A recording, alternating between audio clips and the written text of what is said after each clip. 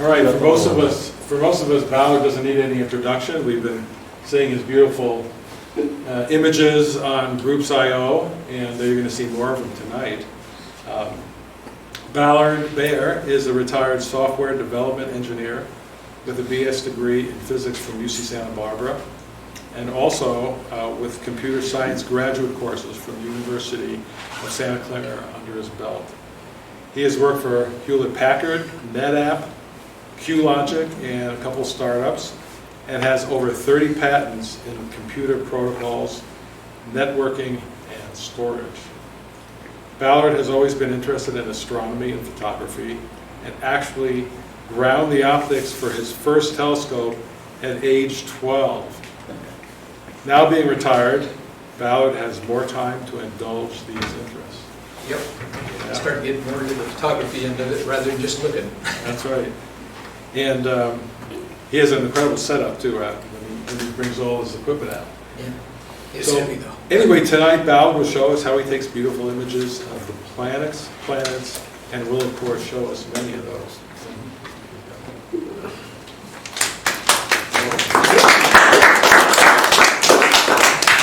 I'm going to talk a little bit today about types of mechanisms I've found that work for taking lunar, solar, and planetary images.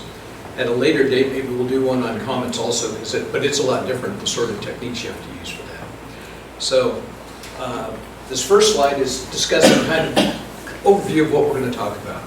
Basically, in most of these images, the way I get them is taking video and then stacking the video.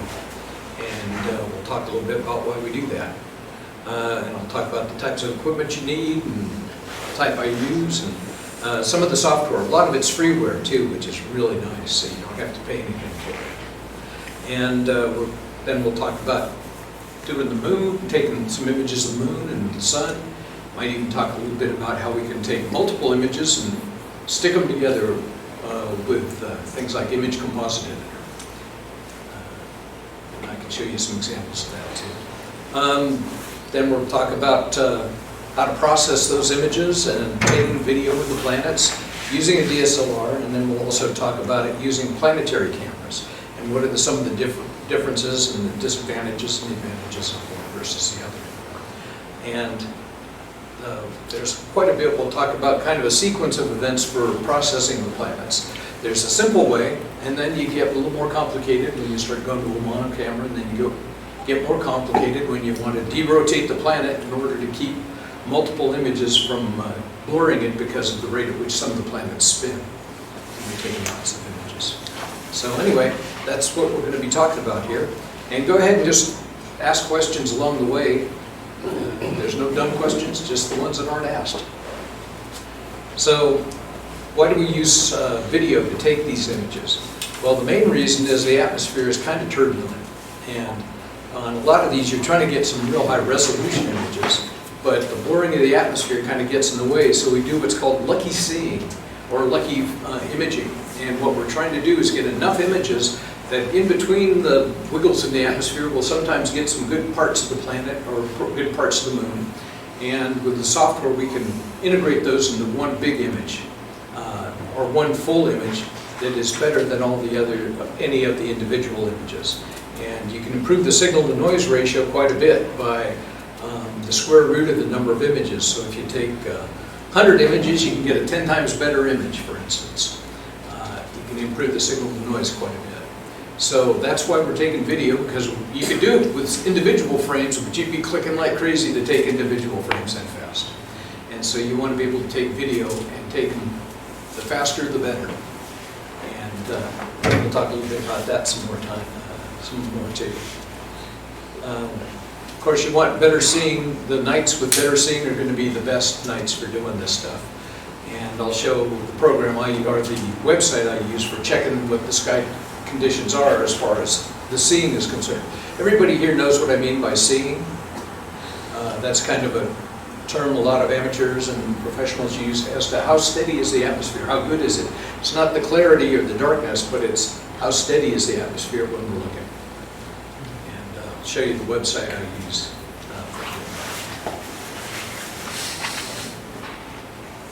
And Unlike deep sky, where you have these really dim objects that you have to take long exposures of, you're going to be taking lots of short exposures, so that's why you can get away with doing video. And because typically for planets, and if you're trying to do details on the moon, you want to have a real high magnification there. So you're going to dim it out a little bit, but you're going to want to be able to, but if the object's bright enough, you can still take video at 30 frames a second, or in a lot of cases, like go 100 frames a second. And so that really is how you can get all of the images you want. Some of the software we'll use for these, there's some software called AutoStacker. It's a freeware program, and it does a real nice job for stacking lunar and planetary images. And we'll talk a little bit more about that in a bit too. So let's go on to the next slide. Okay, some of the equipment's used. For full moon and things, you don't need a real lot of magnification. A 500 millimeter telephoto lens does a great job. And even up to 1,000 millimeters, you can still get the full moon and sun in a APS size sensor, and real easily in a full size sensor. And so those are what you can use for the full moon. Now when you go to planets and close-ups of the moon, you're probably going to want to be 2,000 millimeters or greater. In fact, for the planets, a lot greater is really good. In fact, I use 8,000 millimeters when I'm taking some of the planetary images in order to get as much as I can out of them. Of course, you got to be careful because it's going to, you bump into the scope and it jiggles a lot when you're at 8,000 millimeters effective focal length.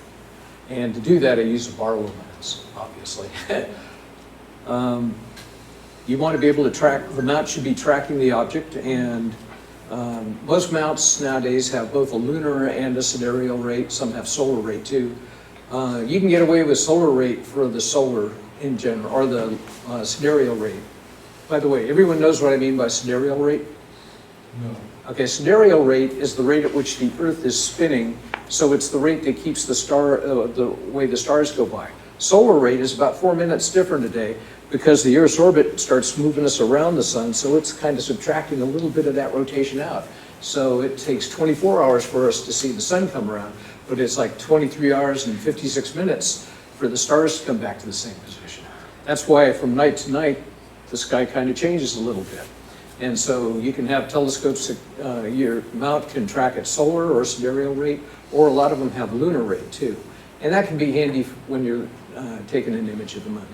Now the one nice thing about stacking video is as long as the image is still enough for the 30th of a second or whatever the image is being taken of when you're doing the video, you don't have to have it perfectly stationary. You can just be taking the video. As long as the object you're filming or videoing is in the frame the whole time you're doing the video, the software will automatically correct and stack the image correctly. So that's a nice, handy thing to have.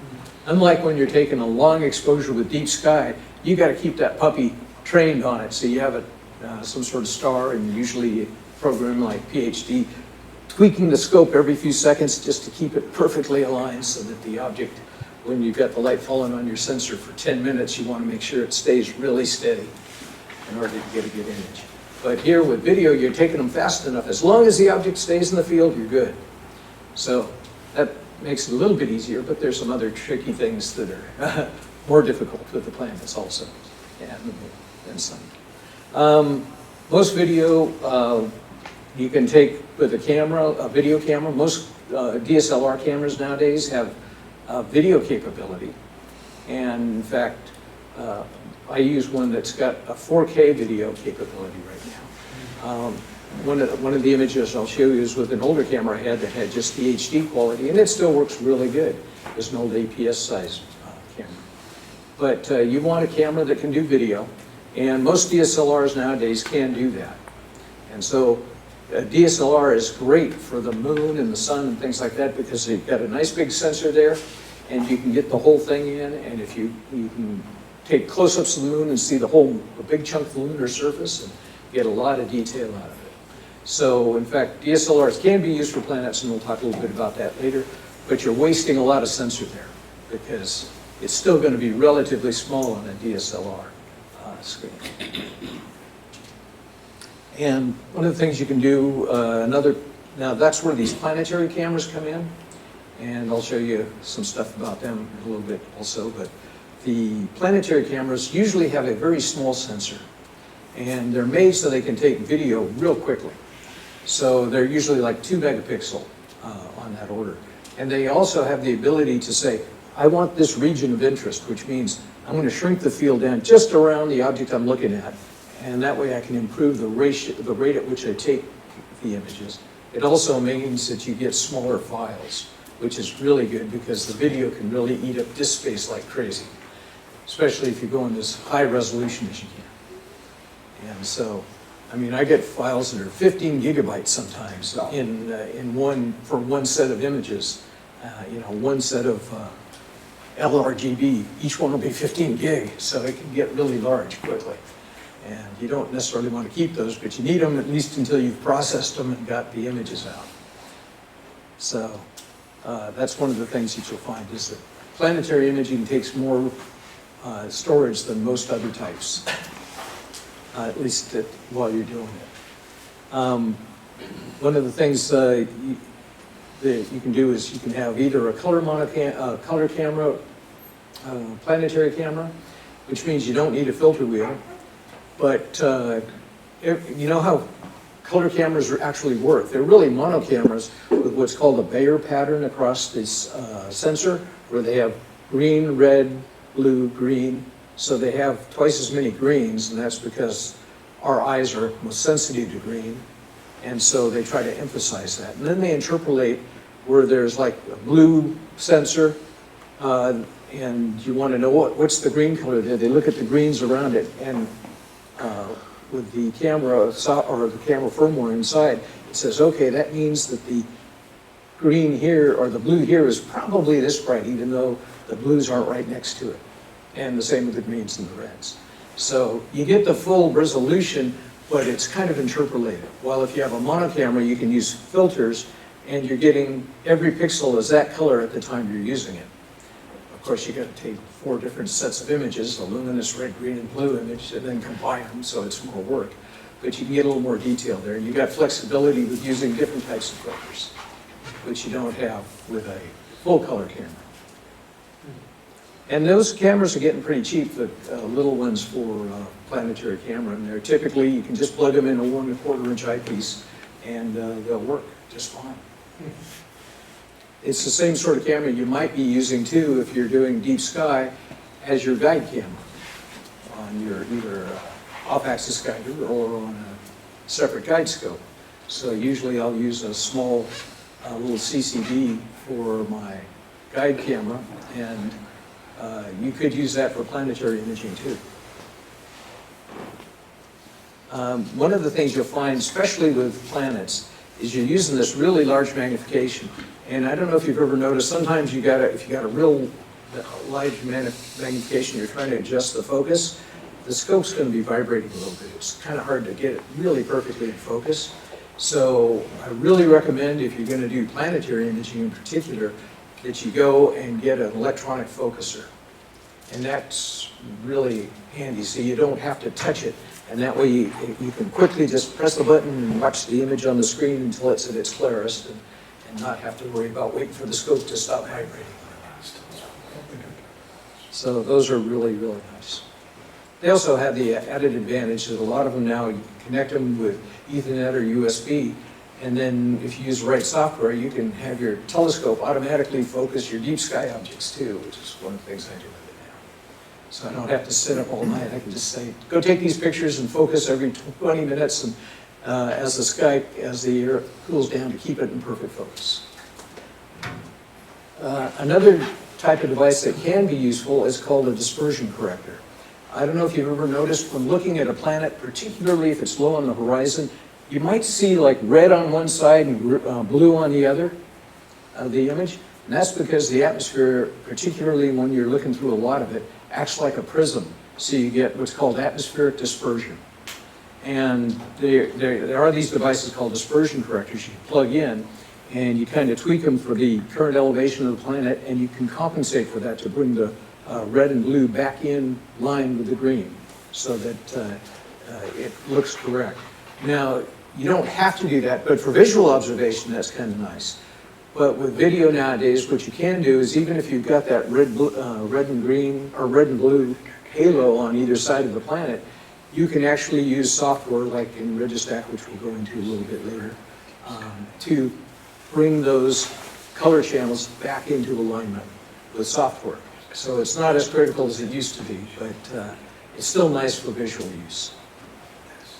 If you're going to do solar, by all means, you're going to need a solar filter, a good one, no holes in it. That's a good way to destroy your CCD or your eye if you look in it without a filter on it. So you want to make sure you have a good solar filter if you're doing solar energy. And one of the things I like to do, of course, is to focus it when you're visually focusing it, as opposed to letting software focus it. You want to be able to focus the image, and the software can't really keep up with the rate at which the atmosphere is getting turbulent. So what you typically have to do is use, like I use electronic focuser, and just wait and watch and wait and watch, and kind of get a feel for where the atmosphere is, kind of where the best focus is. And the software doesn't really do that very well right nowadays. So you can for deep sky, it works real well, but for planets, it's not all that useful to try to do remote automatic focusing. So I would like a nice big screen to see the image. I'll at least use my laptop and hook up either my DSLR will go through the laptop when I'm focusing, or I'll be running the USB 3 from the Planetary camera directly in there, and I'll be watching on the screen what the image looks like to get the focus right. Now in the DSLRs you might think, well, you can just look through the viewfinder. Well, that's really hard to do, especially if the camera's down here and you're kinking your neck. Same with the video screen on the DSLR. And it's not very big, so it's really hard to get a focus on it. So by using, I assume most DSLRs nowadays have that. I know all the Canons come with software, so you can hook it right into your laptop and look at the image. In fact, you can zoom in on the image, so you can do a 10x magnification and software on the image to take a real close look at it, and that's really useful when you're trying to get the image in crystal clear focus, or at least at the best focus you can. And again, it's a lot easier to do if you've got the electronic focuser there and you're watching and just pressing a couple buttons. And like I mentioned, you want a lot of disk space because video can eat up disk real quickly. And you want it to be fairly fast. So a solid state drive is the best thing to have in there. Now on a DSLR, you can get away with, most of the time what I'll do is I'll just record it on the chip itself, have one of those high-speed compact discs or flash chips in there in order to record it. And they can record, the class 10 chips will record it, the full video rate pretty much indefinitely, which is real nice. So you can record it there and then take it and copy the image later off from onto your hard drive. And usually it's like a couple gig every minute that you'll be burning up. For the USB interface, that's the one I use for most of that stuff. So you want a computer with a USB interface, because the little cameras that are used for planetary imaging, they don't have any storage built in, at least none of the ones I've seen do. So you have to come off of a USB interface, and it's usually USB 3 into your computer. So if you want to keep up with it, you want a real fast USB 3, which can go fast on that. So you want to make sure you have a USB 3 port on your computer to do it, if you're using that type of camera. Most people start out with DSLRs, and those work great, and you don't need quite as much there. You just need a little bit more. In fact, for the sun and moon, I always use the DSLR. But for planets, I'll use a smaller camera where I can get even a little more detail out of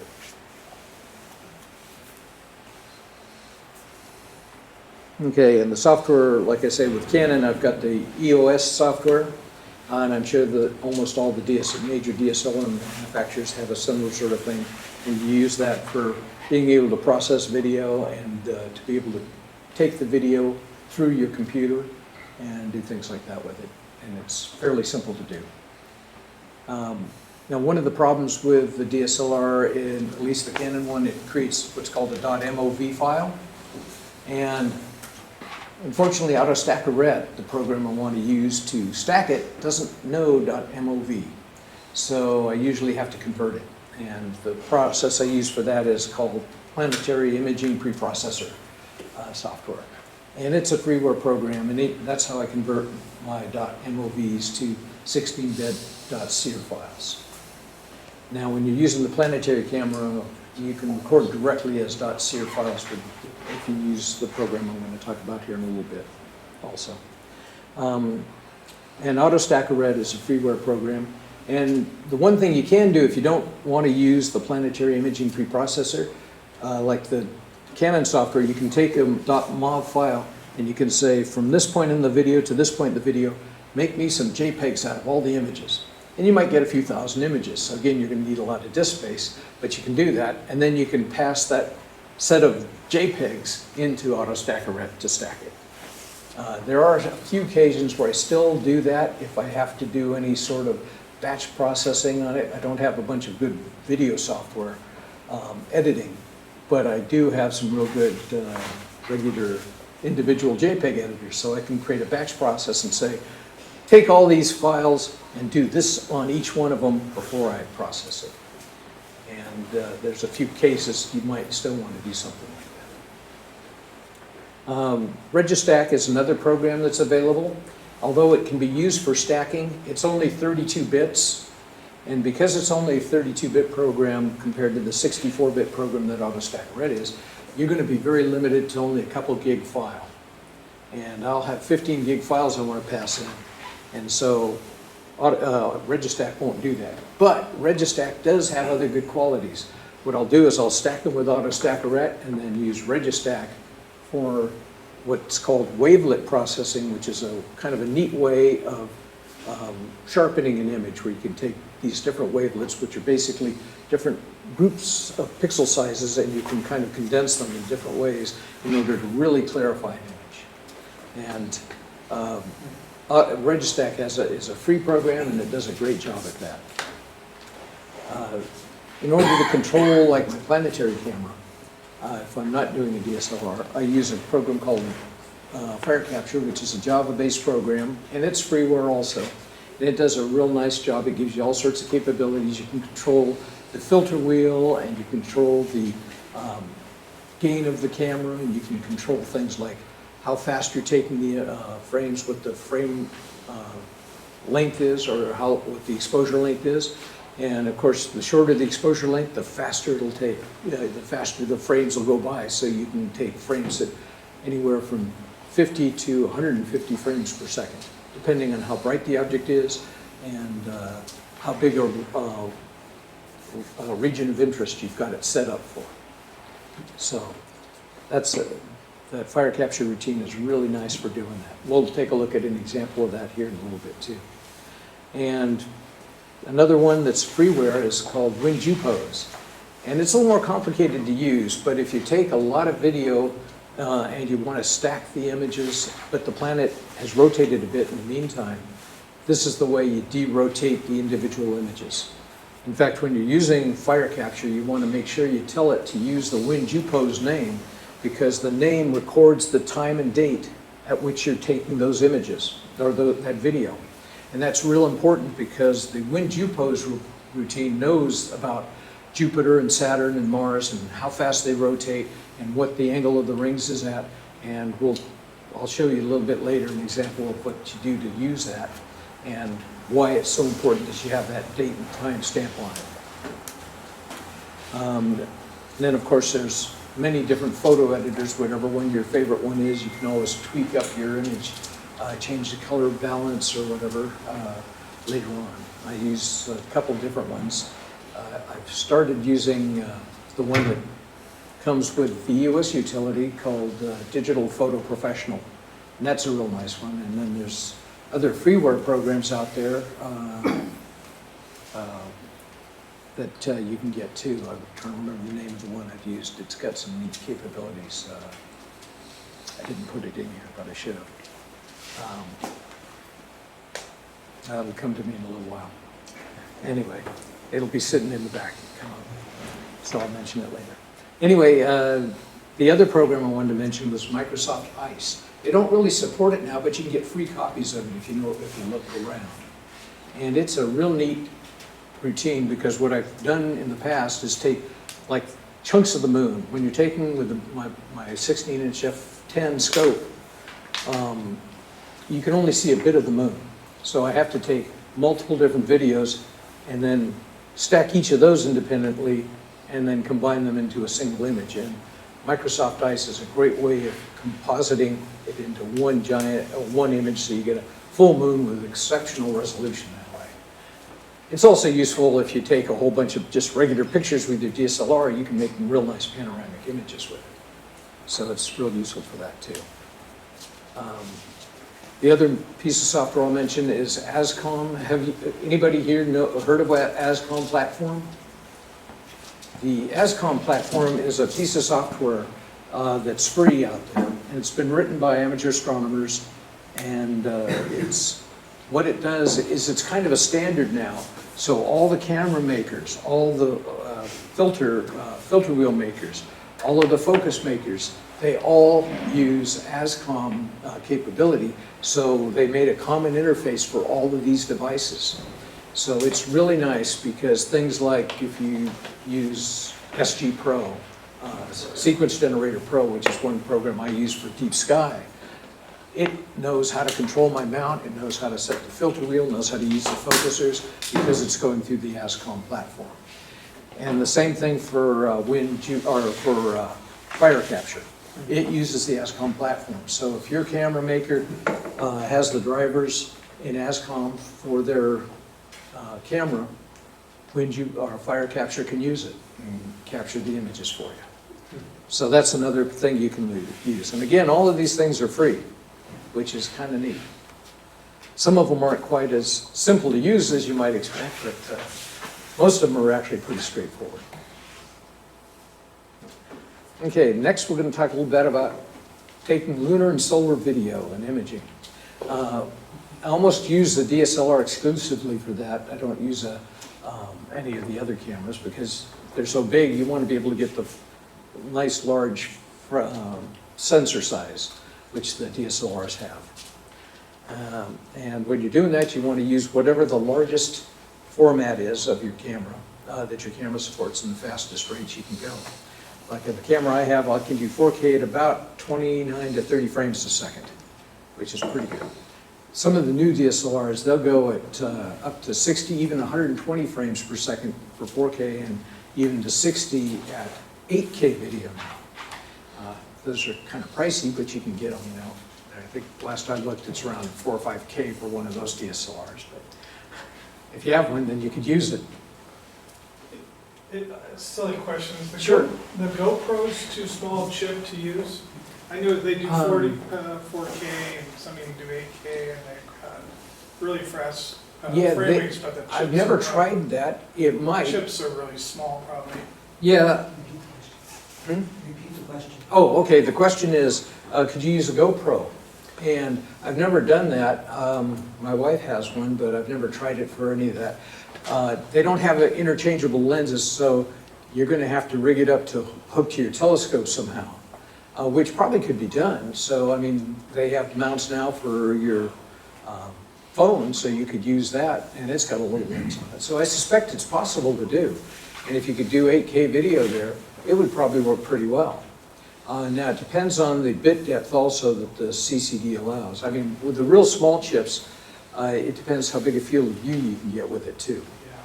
The DSLRs, you take the lens off and you just use the telescope itself as a lens, which is great. So, but I'm sure it's quite possible to do. And of course, there's multitudes of adapters available for DSLRs to hook into telescopes. If you're handy with the tools, you could probably rig up your own, make your own. But and like I say, for phones nowadays, you can get them to do that. And you could try video with that too, I suspect. I've never looked into that specifically myself.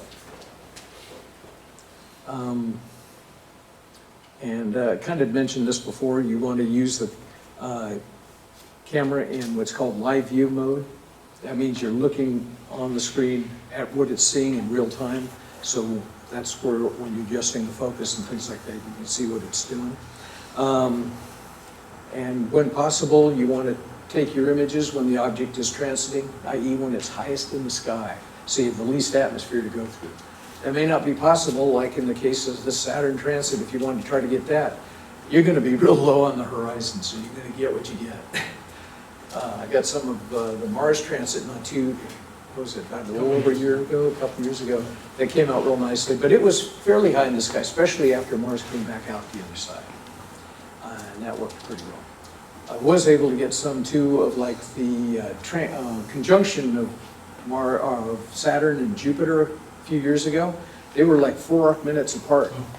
So they were real close together. You couldn't separate them with your eye when you looked at them directly. It just was one dot. Through the telescope at 4,000 millimeters, they'd be on either side of the field, which was nice. And that worked out real well. So the DSLR is great for that sort of thing. And one of the things I like to do is make sure I've run a couple test videos first, make sure I get the image kind of in the middle of the histogram. And like with the Canon software, you can take a look at that right away and see what it looks like.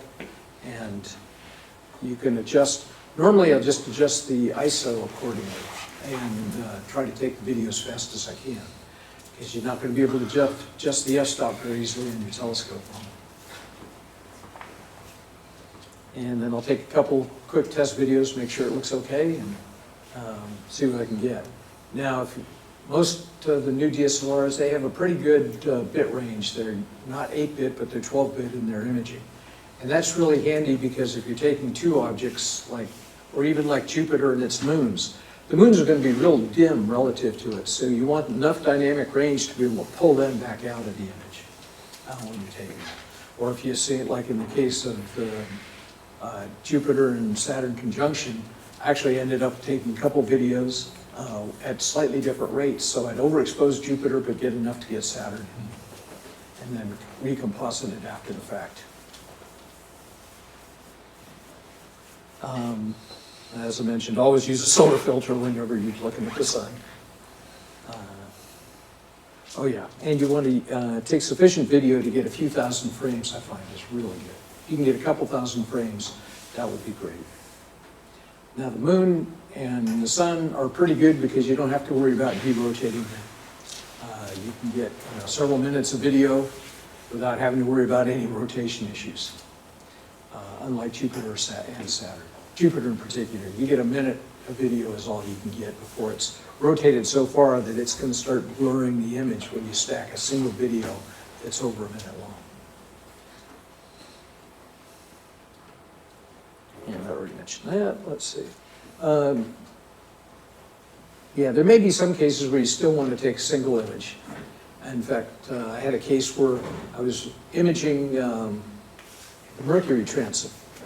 And right when I was doing it, I noticed that some birds flew right across the sun at the same time. So I took a couple still frames right at that instant, which was really handy. So you don't always necessarily need video, but sometimes it's, you'll improve the signal to noise when you do, but sometimes the single image will give you what you want. Or if you get a plane flying in front of the moon right at that same time, that might be a reason you only want a single frame.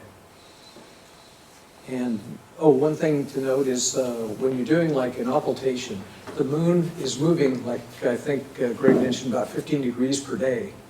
And so it's hauling along pretty good. So if you take a video of the planet and the moon coming in on it, you don't want to take more than about 30 seconds worth of video because the moon will have moved relative to the planet. And that's fine when the planet's here and the moon's here because you can then stack on them individually and then recomposite them. But if the moon and the planet are just touching each other, they're going just at the point where it's going across it, you can't really do that very easily. So you've got to make sure you take just enough video so you can stack them both together. And I can show you an example of that after the end of the presentation. I can bring up some shots of those.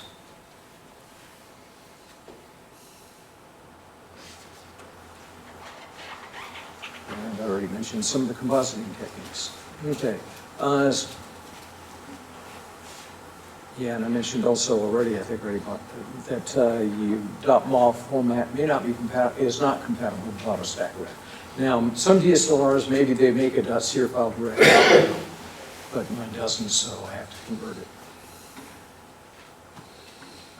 And I already mentioned that you can sometimes, just if you wanted to, you can do .jpegs and or .tiffs And you can make the software take your video from your DSLR and convert it to 1,000 of those, and then stack them. And again, make sure you have plenty of disk space.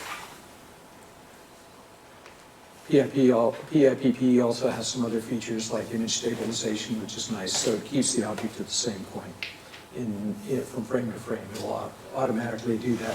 Makes AutoStack-Ret's job a little quicker when you use it. Now here's an example of PIPP.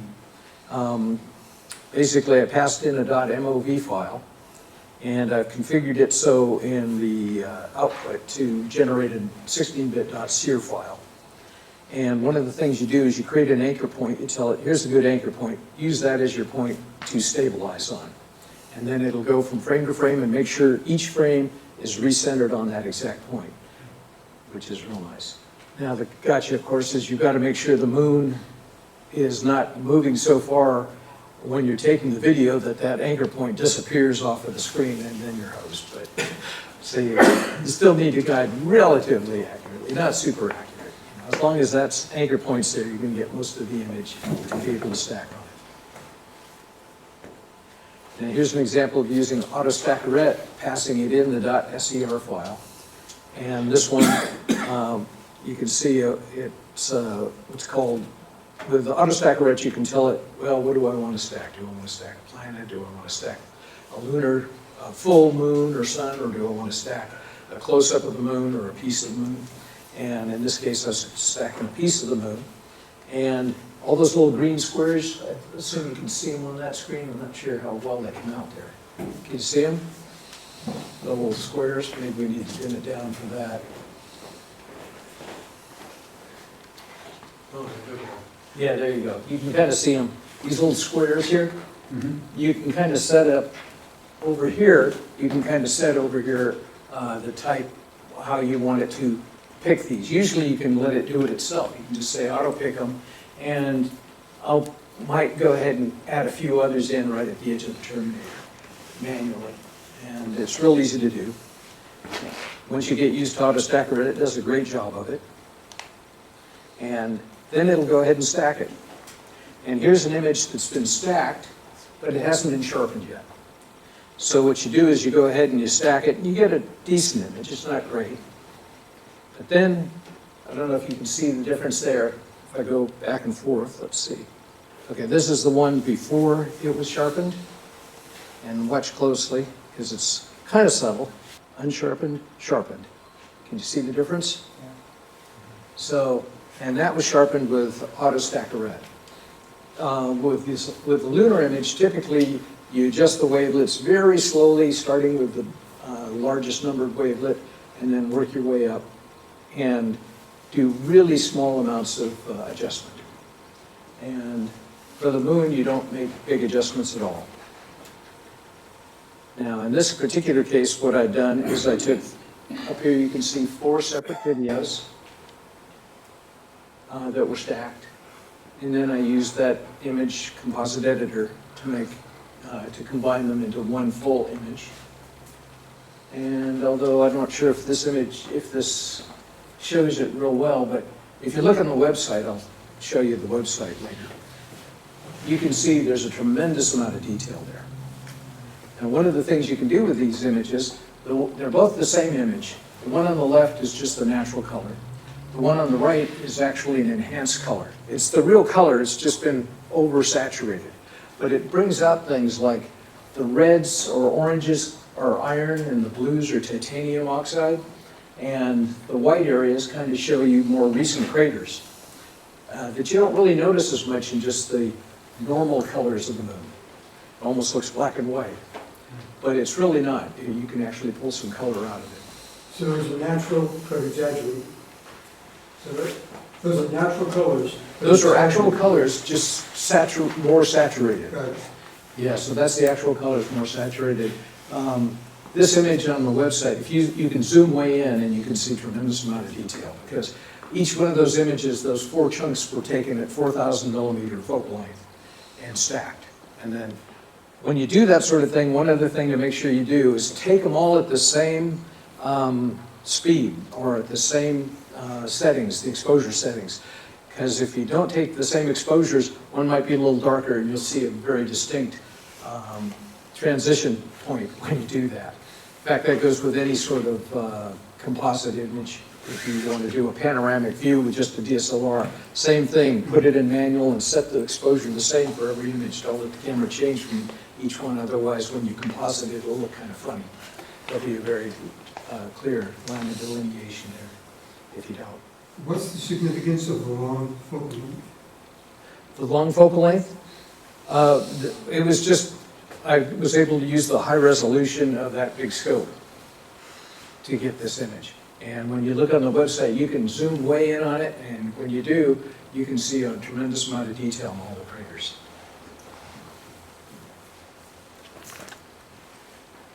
Now here's another example. This was the image of Mercury when it was transiting.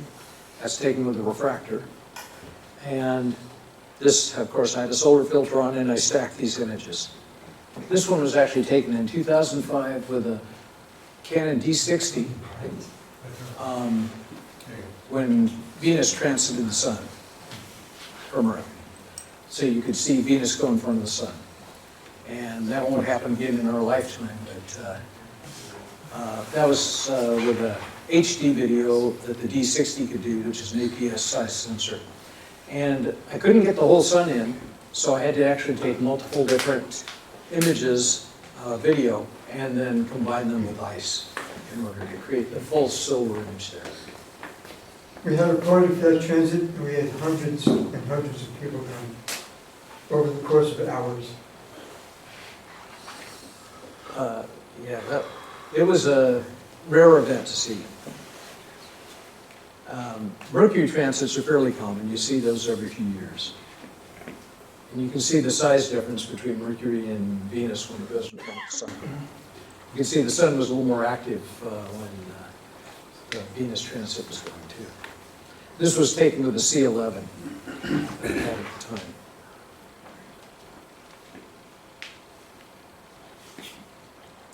Okay, now we're going to talk a little bit more about the planetary imaging with the DSLR to start with. This is a great way to get started. You don't have to spend any extra money because if you already have a DSLR, you might as well use it so you can get a scope to go with it that you can hook up to it.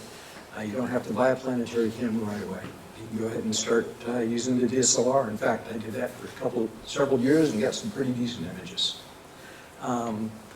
You can, and again, focus the camera on using live screen mode, adjust the ISO depending on the video features of your camera. And one thing to note when you are doing video with a DSLR, the format is not the same as the chip size. So the image is going to get a little enlarged because you're now taking a different size rectangle. So in effect, you're kind of doing a different region of interest essentially when you're in video mode. So you won't get quite as much as the full frame would be if you took a single image. So you wanted to make sure you notice that. That it's going to be kind of like a 9:16 image instead of a 4:5 image that you get with your standard sensor. So it'll be real obvious if you're looking at the screen and go into video mode, you see, whoa, yeah, I lost some of the image here, but it zoomed in on it, and that's why. And I mentioned, like I say, you shouldn't take more than about a minute of video on Jupiter, otherwise the rotation will get you. And for Saturn, it's about 2 minutes, and for Mars, it's around 4 minutes before the rotation will start to get in the way. Now, for most of the time, you can get plenty of video in a minute to get a pretty decent image anyway. It's only when you want to stack multiple stacks that it gets more tricky. And again, the seeing is really critical for planetary imaging because you're at a high magnification now, and so you want the best seeing possible. And here's the website I use. It's called mediablue.com, and you can go and ask it, okay, in Grass Valley, what's our seeing tonight? And it'll show you for the next couple of nights. You can pay for the service and you can get like a week's worth, but I just use the free one. It gives me a couple nights worth. And the things to look for are, what's the arc second seeing? This was a pretty good night here. It was a sub-arc second seeing for the separation. And the two indices, the seeing indices are really nice, good indicators. 5s are the best, 4s are not bad, and still work. In general, I find that when there's a jet stream going right overhead, the seeing is going to suck. But if we've got a nice high pressure zone over us and the jet stream has been pushed north, that's when our seeing is usually pretty darn good. And you'll notice the stars aren't twinkling quite as much when that's happening. So if you're doing imaging for planets, this is a real good site to use. Is that like the same as Clear Sky Chart? That's the one I use. Yeah, it'd be the same sort of thing. They're the same sort of thing. This one has some nice detail. It tells you what the expected temperature, relative humidity, what celestial bodies, all in one little chart there. I like this one. I found it so, but anyone will do. It's always good to take a look, and you'll see sometimes at certain times of the day, like I noticed at one time, my seeing was great, and at midnight it turned to hell. Everything went to hell. It just became a big old fuzzy blob. And here's one. This was an image taken with C11. This is showing autostacker, and you can see it's kind of hard to tell there. That little, it almost looks green there because all the little squares are on top of Jupiter there. And I was going ahead and doing Jupiter. This is what came out of the image before sharpening. And this is with a full-size sensor, but at 2,800 millimeters. And now I put it into, this is an example of putting the program into Registack. And you just move the sliders, and you don't move them much to improve the image. You want to be, like I say, I start with the highest numbered one and just move it over a little bit. If you get too far, if you start doing it too much, you start getting these artifacts where you get bright zones on it and things. It'll become real obvious if you overdo it.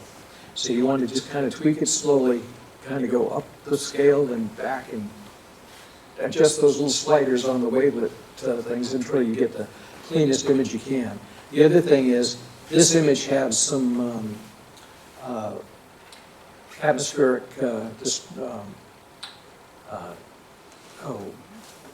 prismatic effects there. So it was one of those where this little capability here in Registack is real nice, where you can shift the red and blue channels up and down or back and forth in order to get it centered back on the planet to get the atmospheric dispersion effects corrected.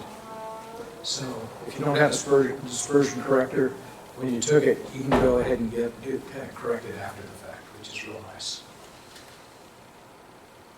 Now here's to show you what I did here. This is the image of Jupiter, but I brightened the image here so you can kind of see the moons. It's probably hard to see Callisto. It's way up here, right up here. That's Callisto. And I think it was Europa and Io and Ganymede. I don't remember for sure. I might have a couple of those backwards, but when I took this a few years ago, that's the way it was. And you can see that what I did is I masked Jupiter off. So you can just see the bare outline of it. So I took this image of it and masked it off and brightened up the moons. And then I went back and took the image of Jupiter without the, and composited that on top of this. And now you got the moons visible and you got Jupiter. Looks better on this screen than there. But anyway, that's one of the techniques you can use. So you can brighten the moons up a little bit so you can see them.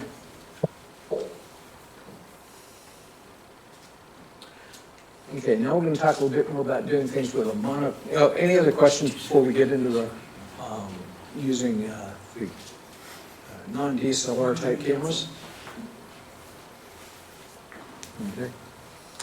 Yeah, so there's both monochrome and color cameras. I mentioned they're usually around 2 megapixel, and the pixel size is pretty small, usually like 2.9 microns. So they're real closely spaced, so you can get as much resolution as you can out of the image. As a result, they don't have tremendous well depth. You know what I mean by well depth, by the way, on a sensor? Okay, what happens with all these digital sensors is the size of the pixel kind of determines how many photons, as the photons come in, they knock electrons loose. And the electrons, how many electrons can you gather before you get them saturated? That's the well depth. So larger pixels, you can get more. In fact, on a lot of the astro cameras, what you can do is you can do what they call binning. Normally, you default to 1x1 binning, which means each pixel is one well. But what you can do is you can say, well, I want to treat 4 of these pixels as one giant pixel instead. And that's 2x2 binning. And what you've done is you've increased the sensitivity, but you've decreased the resolution of the camera. So if you had a 64 megapixel sensor, you've reduced it down to 16 megapixel. Still pretty good, but you can increase the sensitivity of a deep sky camera that way. So that's why these are made for short frames, because you don't want to fill up the wells on these. So it's a good idea to look at the histogram to make sure you aren't oversaturating them, otherwise you're going to blow out and lose some of the detail. If that made sense. Did I lose anybody on that? Do I need to explain that a little better? Understand the concept. It's just you get so many electrons in there and it'll start leaking out and completely blow out the image if you oversaturate them. It doesn't hurt the sensor any, but you won't get a good image. And if you're using monochrome, of course, you're probably going to want to use a filter wheel. And that gives you some real nice capabilities. In fact, one of the things I found, which was interesting, is usually when I look at the image with the luminance filter, it's pretty good. The red filter is usually a little bit clearer because it's not as affected as much by the atmosphere. The green's a little bit worse, and the blue is the worst yet.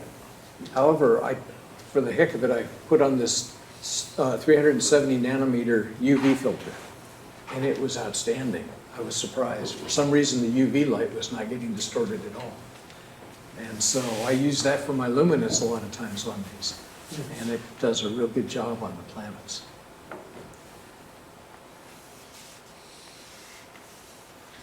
And I mentioned you want to, when you're doing these things, when you're taking, if you're using a monochrome camera, you're going to take like a minute of Jupiter video, then a minute with each of the different filters. So by definition, you're now going over that 1 minute limit when you're going to try to combine these. But each video by itself you can stack. And that's why you need to de-rotate them when you start getting into these monochrome cameras, because you're going to take enough videos over time that you're going to need to do some derotation. Ballard, when you use monochromatic cameras, they're usually, for just regular light, it's like 3 different colors, right? But there's 3 colors, but there's usually normally what you do is you take what's called a luminance image. When your DSLR has 3 different colored filters on it, right. What they do is they create an artificial luminance by averaging them together and using the luminance image, which is kind of like essentially the brightness that you see. It contains most of the detail you see in the image.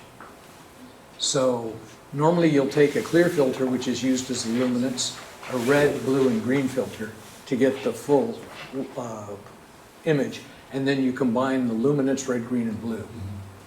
And Kodak pattern. Kodak pattern. yeah. And I just found that by using a UV filter instead of a luminance filter for planets, at least for Jupiter and Saturn, it works really well. I just kind of, I didn't think I thought it'd work worse because blue got really screwed, is usually the worst. I thought, UV is probably going to be terrible, but I tried it and it worked great. So it worked far better than the blue, red, or green, or even the luminance. Okay, here's an example of the WinJupos program I was talking about. This is just a dummy example that they had available. I haven't run it in a while, so I didn't actually make a real slide of that one. But in here you can set things like it can control which filter you're using if you have a filter wheel. And notice these little guys down here. This shows you the intensity of the image. So you want to usually aim for between 70 and 80%. And it's going to vary a little bit as the atmosphere is tweaking for each color that you're using. Now in this particular case, they're simulating a full color camera. But if you use a monochrome camera, you can specify which filter to use. And you can tell it, well, I want to do Jupiter, and then you can adjust things like the exposure time, and as you decrease exposure time, you increase the frame rate, which is real handy. And you may want to, if you want to be able to take frames faster, you might have to boost the gain up even higher. Now, you don't want to get too much gain, or you'll notice it'll start getting grainy. But I never use 3600 gain. I'll usually use maybe maximum of 300 when I've done it. And then there's some other settings in here. I haven't used the color camera, so it looks like when you're using color camera, they give it a different value here. But when you're using a monochrome camera, it gives you a way of setting the what's known as the gamma of the image. So anyway, the other thing to note is that when you're taking the pictures, there's a point here over here where you say, when do you pose? And if you're going to be stacking the images and needing to derotate them, you want to definitely check that, because what it's going to do is it'll name the file with the when do you pose naming convention, which contains the time, date, and date stamp in the name of when the image was taken, because when do you pose is going to use that later. So you want to make sure you do that with it. Okay, this one is one where, now this is one of the images of Saturn I'd taken, and here it's getting stacked in auto stackerette, one of the videos. And here's what it came out of auto stackerette with. You can see Saturn, but it looks a little fuzzy. And you've run it through. You can see here's the settings I used in the wavelet settings, and now all of a sudden you can see a whole bunch of detail in Saturn by doing the wavelet processing. And this is one of those UV filter images. And in this case I had UV, red, green, and blue. And I was using, this is like I say, the luminance. And now I put that image into when you pose, which is going to be used for derotation. And when you do that, then you go into the adjustment process in there. And if you can, I don't know if you can see it real well in there, but you notice there's this kind of thin outline ring around it. That's how you tell when you pose and get it adjusted for when you pose to say, okay, here is this image is a picture of Saturn, and you get the North Pole and South, and you get Cassini's division all lined up.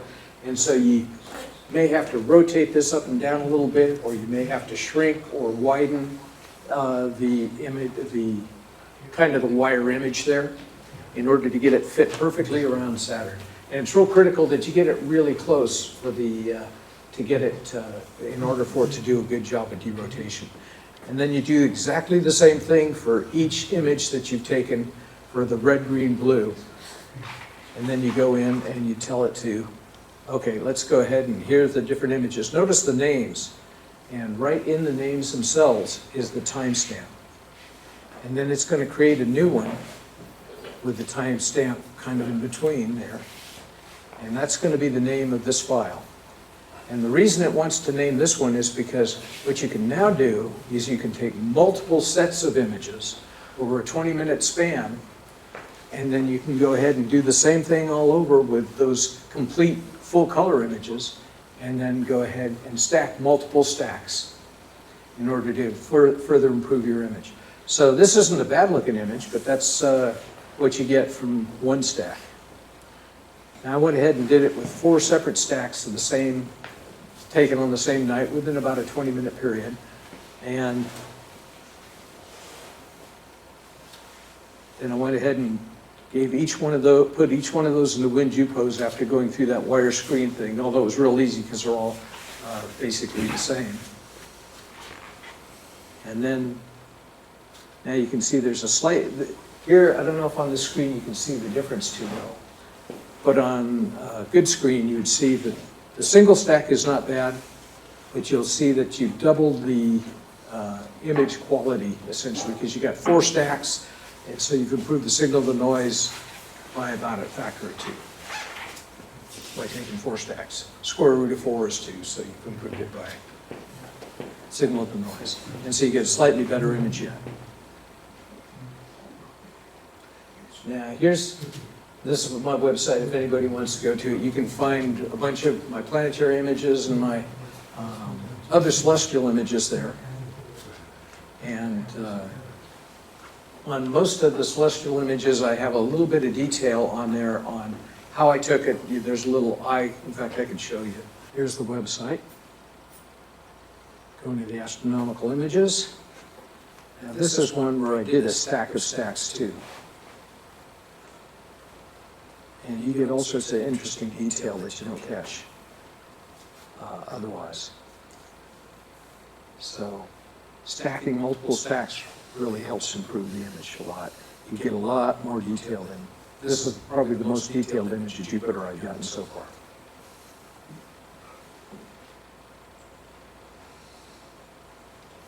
And sometimes you get lucky and you get, let's see, where's one with that? And here's one I had to take when it was low on the horizon. I had Ganymede and Io in the image, and you could see the shadow of Ganymede on Jupiter at the time. It's not as good quality because the planet was like 10 degrees above the horizon at the time. But stacking still helped a lot.